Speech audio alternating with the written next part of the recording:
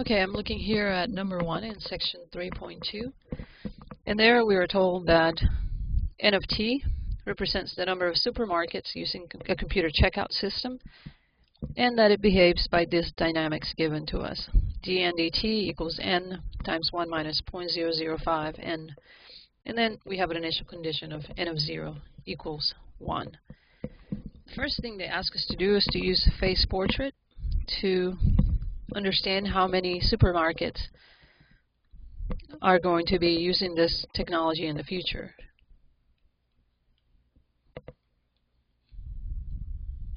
Or as they say, in the long run. Okay, so to use our phase portrait, we have to find our critical points.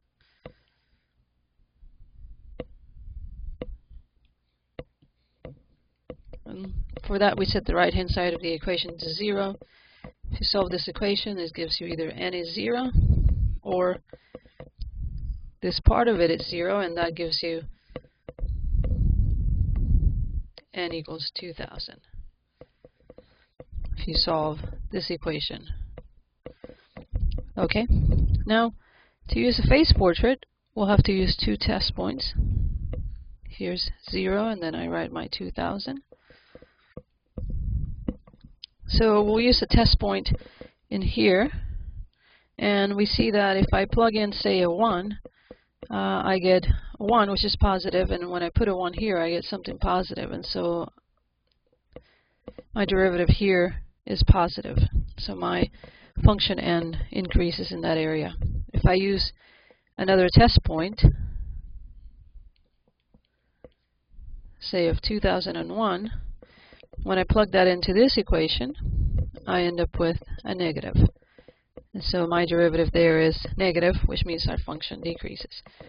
So in the long run, being that I started at 0, I'm going to be growing towards the critical point, 2000. So if I want to draw a sample solution, here's 0, here's 1, somewhere up here is 2000. I can draw it passing through 1, because at 0 I know that n of 0 is 1, and growing, increasing towards 2000. Okay, now for part B, they ask us to solve, but we actually don't have to solve. We can use the solution and equation which shows up on page 95. And using our A, which is 1, because this is a logistic equation, looks exactly like the one they solved. B is 0.0005, and our P0, our initial population, is 1. And we see that from this part of it right here. Okay, so that is going to give us that n of t,